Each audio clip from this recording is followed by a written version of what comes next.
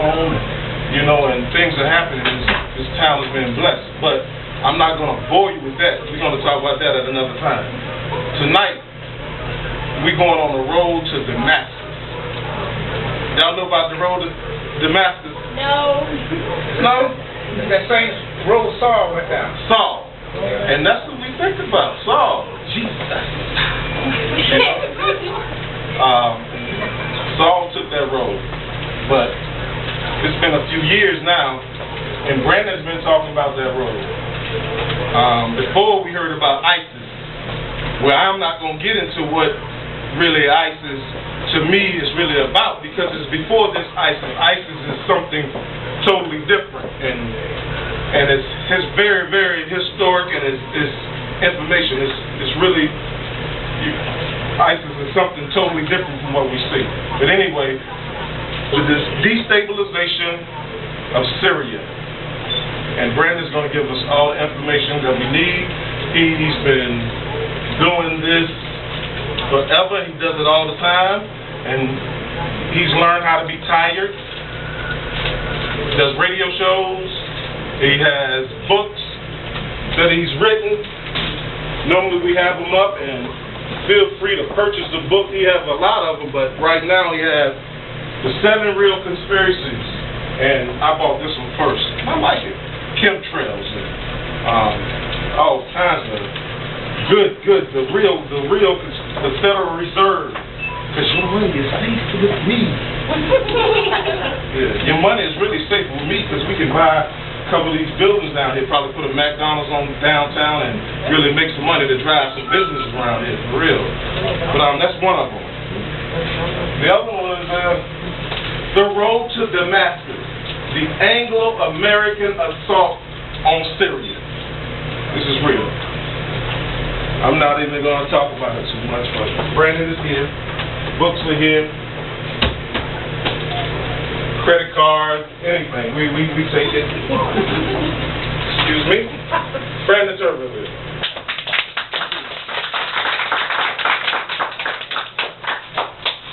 Obviously, you know most of what we're going to talk about, right? I think everybody has seen some of this on the news recently, whether it's regarding the potential invasion of Syria or in the form of ISIS. Everybody's heard about ISIS in recent months. So, again, this has been the predication of an invasion, potential invasion on 3 separate occasions. The United States had planned to invade Syria but backed off for a number of different reasons. And of course, they're telling us now that ISIS is a threat to American national security and that there's justification, again, for invasion. But before we talk about that, I mean, I'm going to talk about several different things. I'll talk about ISIS, terrorism in general. I'll talk about how this situation started in Syria. We'll talk about the beheadings that have taken place. And, of course, we're going to get in to talk about war and imperialism, something called color revolutions, and also what we can look for in the future, what the plans for this are. I'm going to try to keep it kind of brief. There's too much stuff to go into too much detail, so I'm going to try to keep it down to 30 minutes, hopefully, and then we'll have 15, 20 minutes question and answer, whatever you want to do. So before we can talk about all this stuff, we've got to make sure we're on the same page about where we're at here in this part of the world. And the map's not really showing up well on the screen, but this is Syria right here. Right? So this is Africa, this is the Middle East, and you can't see it on the map, but up here is Europe. Well, way over there is the United States, right up in this area, all of this area is in Russia. So some of you might remember the killing of Gaddafi, 2010, I believe. We'll talk about that briefly. But again, there's Syria up here in the Middle East. There's Iraq right beside of it. There's Jordan, Israel, Lebanon, Turkey, and there's Iran, and there's Saudi Arabia. So we'll take a closer look in the Middle East. Right. So again, we have Syria here. That's where we're going to focus most of our talk on. And Iraq is bordering it there, and Iran borders Iraq, and again, Saudi Arabia here. Jordan, Israel, or what's called Israel, unless this should be Palestine, but this is Israel. This is Lebanon, Turkey, and then, of course, Egypt down here. So we'll get into that. Now, the idea of ISIS, right? ISIS is supposed to be this terrorist group that took over large portions of Iraq and Syria. What you see here, this is the borderline that goes up, that's Syria, and everything else here is Iraq. And this black coloration here is the areas that ISIS has taken over. And there's actually, you can argue successfully, and I have, that this area here, portions of this area, and some of these lower areas are also taken over by ISIS as well. So that's just something for everybody to keep in mind as we move forward. Now, a different version of this map, with these yellow lines, also shows a lot of the areas where ISIS has taken over. And again, I would say much of the areas bordering Israel, much of the areas bordering Jordan, pretty much Syria has been chipped away at the edges, except on part of the borders with Lebanon. But what this shows you is where a lot of the supply lines are coming through, how these guys ended up here in Iraq and in Syria. You see the lines coming from Turkey. That's where they're coming in. They came in from Syria and they went into Iraq and then back, and they took over this area. So, again, the main concepts we'll talk about: war, ISIS, destabilization, color revolution, imperialism, potential for a major confrontation, a third world confrontation, and this concept of order out of chaos. So the Freemasons have a term for it. It's ordo ab chaos, order out of chaos. And the idea of world hegemony, or one world order, or new world order is what some people call it. So before we can get into too much detail about the geopolitics, we've got to look at who is ISIS. Right? The media gives you a story about who ISIS is and what you should think of it, but who are they really? All right, so there's a lot of different acronyms. You'll hear the U.S. government say ISIS or ISIL or IS. It doesn't really matter because they're all the same thing. ISIS stands for Islamic State of Iraq and Syria. And there's also an Islamic term called Sham, which is basically the area of Iraq and Syria. So it's the Islamic State of Iraq and Sham. ISIL, same thing. Islamic State of Iraq and the Levant. Levant is a word that means approximately the same thing as that, so Iraq and Syria. IS is just the Islamic State, but regardless of what you use, ISIS, ISIL, Islamic State, they're the same thing. Now, that's the leader of ISIS. That is Khalid Ibrahim. He also goes by Abu Bakr al-Baghdadi. Right? This is the guy. This is the new Bin Laden, I guess. You can see the nice Rolex watch here, and that's important for another reason. So, what does the media tell us about ISIS? Right? It says we have no idea where ISIS came from. All right? We have satellites that can read a license plate from outer space. We can read your emails, every text message. We can tell where your car is at any time, day or night. But we don't know how large armies of people just managed to conquer a large area of the world. Just beyond us. All right, so they're saying that there was a Syrian civil war that allowed ISIS to gain a foothold in Syria because they took advantage of the chaos. And it only took a few months for ISIS to gain large portions of Iraq and Syria. Also, another claim by the State Department is that they have no idea how ISIS is funding itself. They say they get donations from Twitter, they say they get donations from wealthy individuals, but they can't tell us those wealthy individuals. Again, NSA listens to every single thing that you do, but they have no idea who's on Twitter. This is ISIS in a caravan. They're going from one part of the country to another to take over another town. As you can see, this goes on for a while, and they have Humvees and stuff in the back. U.S. claims it has no idea this was happening. Just no idea. There's photographs. They had no idea it was happening. I've been following this since at least 2010. I can tell you, all they had to do was check the Iraqi news press, and they would have seen plenty of information regarding what was happening in ISIS. It was right there in the papers. But the most sophisticated state in the world says no, they had no idea. All right, so the roots of ISIS. I'm gonna go on the story of Baghdadi for a minute, because if you understand the leader, his story, you'll understand what ISIS really is.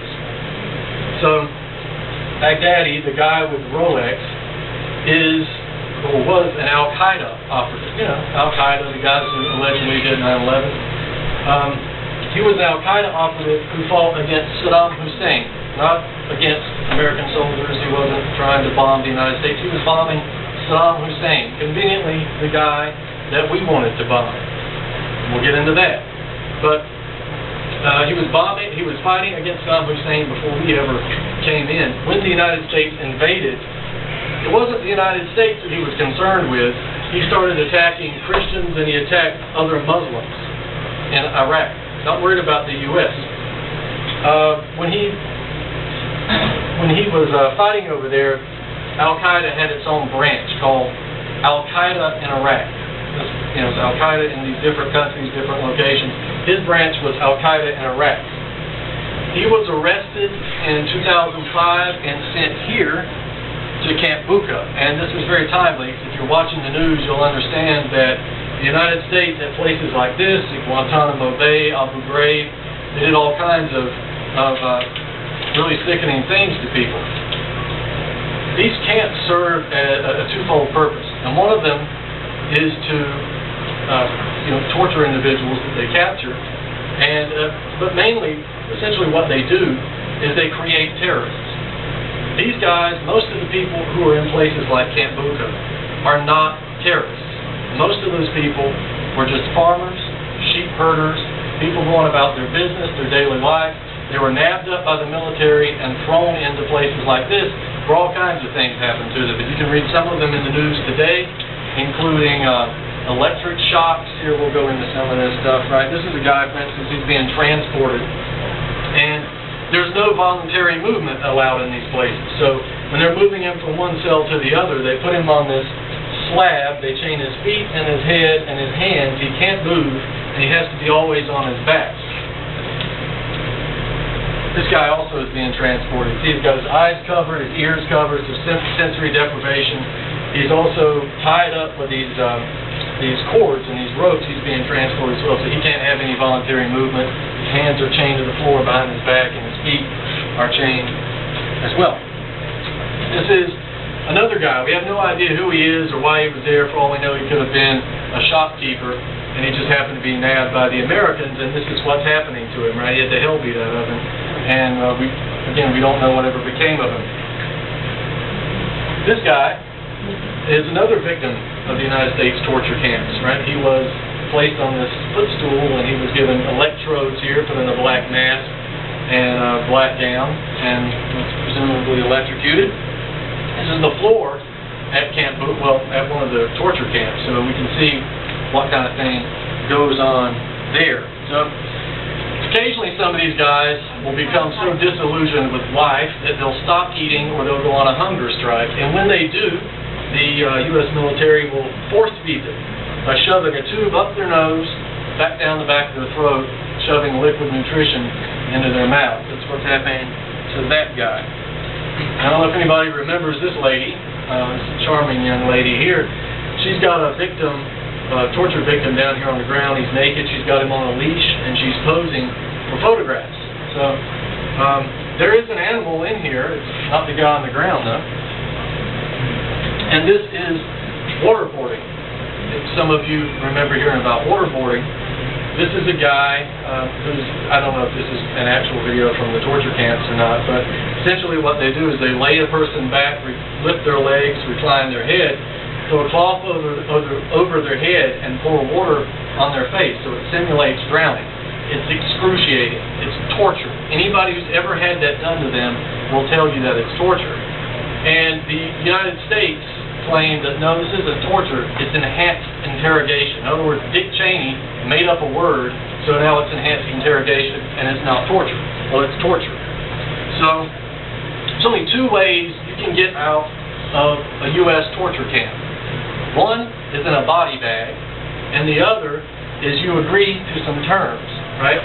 There is the conditions of your release. You either work with the United States, you become sort of a double agent, or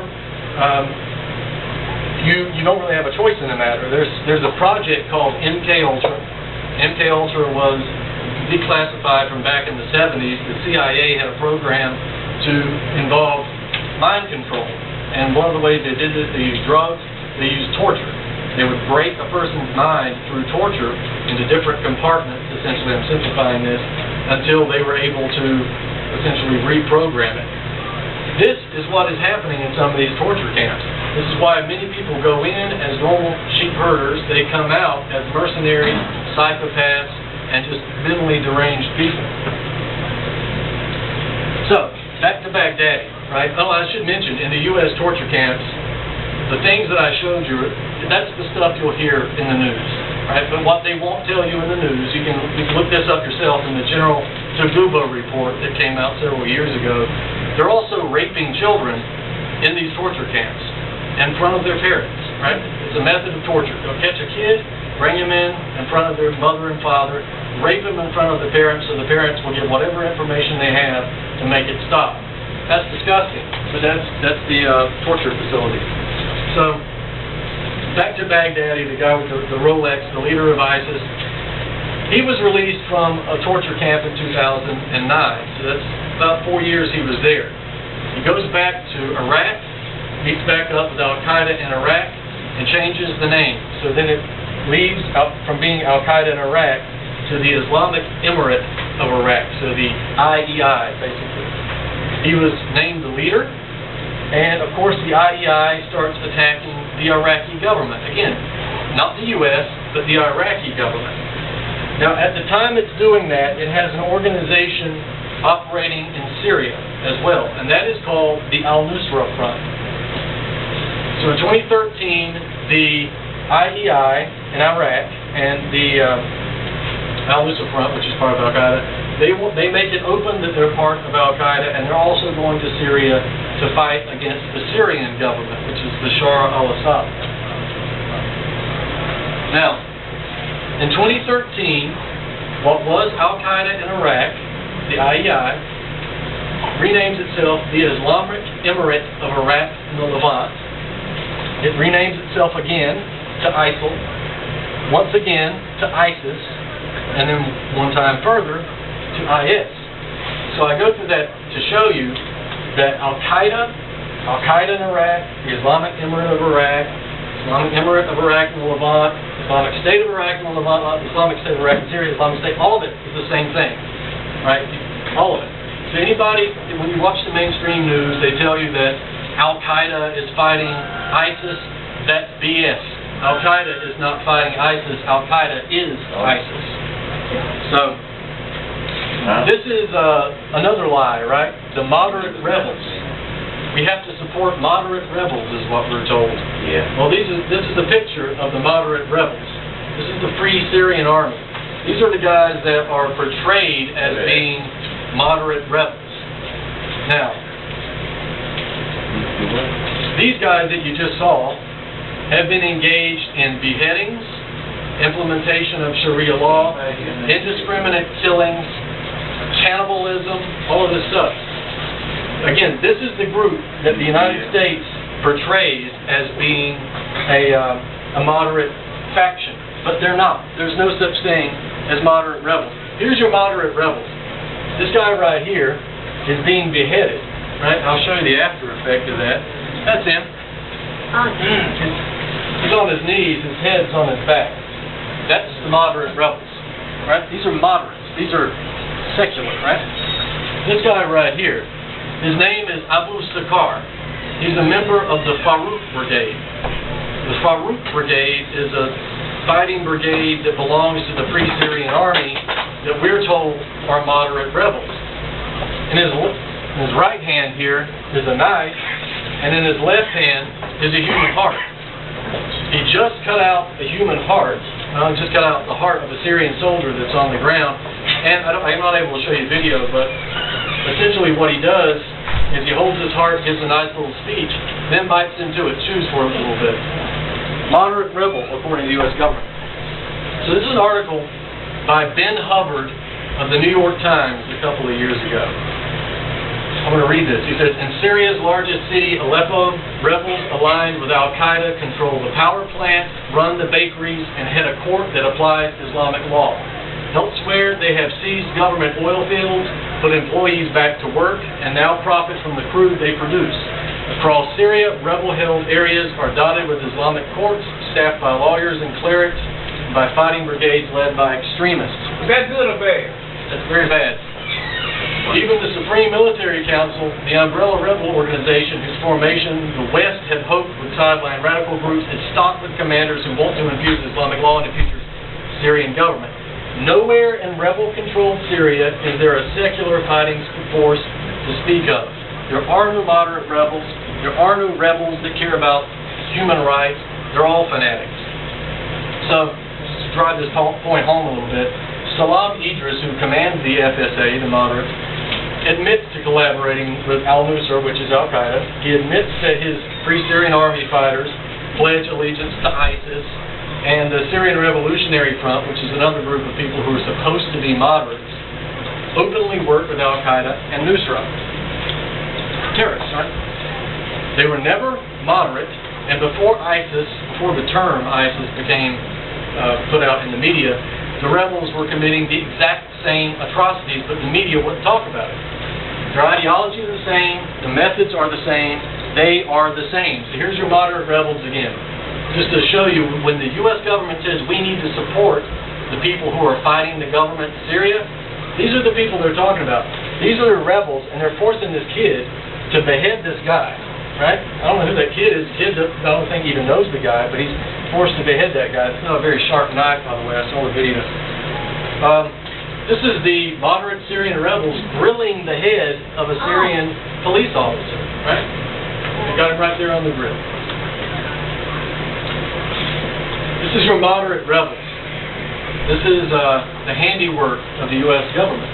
It's what we pay for. The after effects of one, right? We're all supporting this because the U.S. government is supporting this. They even rely on crucifixions in some areas. Right? They got this guy hung up. This guy's crime could be anything, by the way. He could have insulted the prophet in some way. He could have, I don't know, sold something on a holy day, or could have just been walking and gave the wrong look. There's another guy who was crucified as well, right there in the town square. I did an article on it a few years ago. The moderate rebels that the U.S. government wanted to tell you were peaceful people, flower children or something. They went into this town and they found a family, and they killed the family in front of that little boy and made him watch. When they were done, they dragged him out and they hung him on the doorpost. So again, no moderate rebels. Forget moderate versus al-Qaeda versus ISIS. They're all the same. The question is, who are really supporting the terrorists? If the Twitter story isn't true, then who supports the terrorists? Well, here's the list. The United States, Britain, France, the European Union in general, NATO, which is the North Atlantic Treaty Organization, that's Canada, United States, Europe, Turkey's a part of it as well, and there's Saudi Arabia, Qatar, Turkey, Kuwait, and Israel. They're all supporting the terrorists. Now, this is an article from, I think, 2012. Obama signs bill to arm and train Syrian rebels. Those are the terrorists. And this goes back much further. This started in 2010. The fighting started in 2010. He's been president 2 years. And I have articles that go back to 2010, but that was the best one for the slide. And then we have one, also exclusive. Obama authorizes secret U.S. support for Syrian rebels. Only the support wasn't so secret because I knew about it, and a lot of the people that write in the circles that I write knew about it as well. It was in mainstream news. They were stating that they support the rebels. They supported the rebels from the very beginning. But your brand is though. Well, it's not. That's a secret. We know. Well, you know. All right, so, again, the U.S. supported Syrian terrorists from the very beginning. The protests that started in 2010, you were told on your television screens that these were peaceful protests. There were flower children in the park just wanting democracy, freedom of speech, freedom of religion, all that kind of stuff. But what they really were terrorists. What they did was they came out and they got on top of buildings and rooftops and they had sniper rifles, and they shot men, women, and children, right? They shot doctors on the way to the hospital, they shot women on the way to the market, they shot kids on the way to school. Random shooting. They shot, of course, police and military as well, so they could get the whole thing going, the whole violent confrontation going. This goofball here, this intelligent look on his face, is Robert Ford, the ambassador to Syria. He was also the undersecretary, he was working under the ambassador to Iraq and during the Iraq invasion. He's one of the chief architects of this, right? And Robert Ford helped organize and train and direct these terrorists. If you want to look at one person who's got his hands dirty, that's Robert Ford. He was trained by John Negroponte, who used death squads in Nicaragua and Honduras and El Salvador back in the 80s, if anybody remembers that situation. And he actually got kicked out of Syria for working with these death squads. He became too open. So, started in 2010, so we know he's been president for 2 years. But it goes back a little bit further than him, right? Yes, the plan to destroy Syria accelerated in 2010. It was set into motion in 2010 under Obama's presidency. Full-scale destabilization now, full-scale war in Syria under Obama's presidency. But the plan originated, that we know, under George W. Bush. Planning was already underway since at least 2005.